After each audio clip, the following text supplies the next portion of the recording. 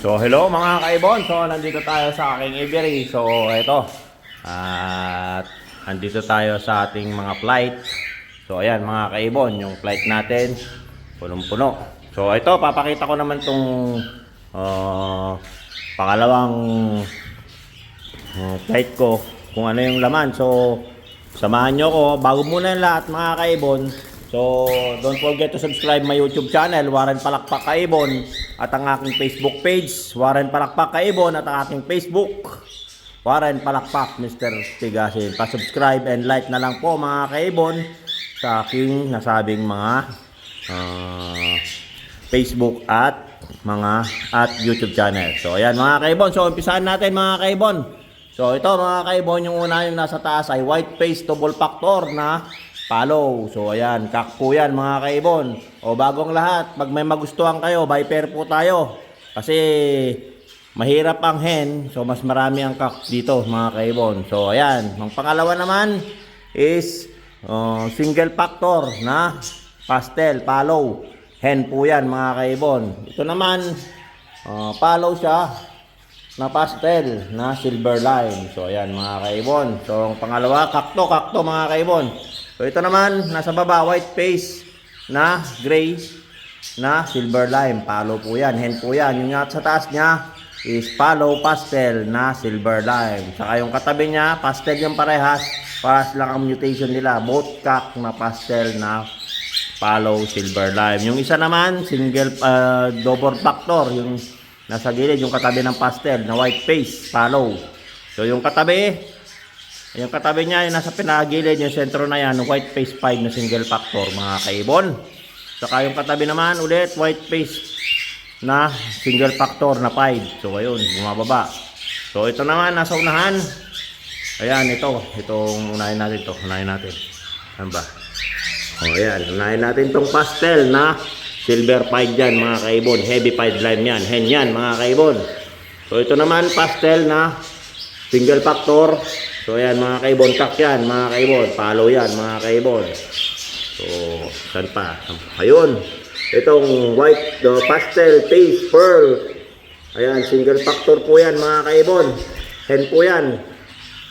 Tapos ano pa ba? Ayan, ito naman white face 5 na single factor, split ng follow. Saka yung isa single factor, dark form siya, split ng follow yan, kak po yan mga kaibon. Saan pa ba hindi natin na ID? Ayun, yung nasa dulo. Itong dalawa naman, haguro mo yan mga kaibon. Pair po yan, basal. Nandito lang kasi wala pa akong paglagyan. Pero ready to breed na yan. Back to back, isang lacewing, saka isang bio TCB na golden face. So ayan, ito yung kak, ito yung hen. Pero pa tayong gina-ID dyan. Tutututut, hanapin natin. Meron pa tayong gina-ID dyan na isa mga teka. Asan ba yun? Nagtatago pala. Ayun, nasa baba. Nasa baba mga kaibon. Ito naman, single factor na light form. Tignan natin. Hindi kasi ito, masyadong mahihain ito. Mahirap kuhanan ng kone. Ito yung pastel na single factor mga kaibon. Pied. Heavy pied lime. So, ayan. Hen po yan. Saka, ayun, nagtatago.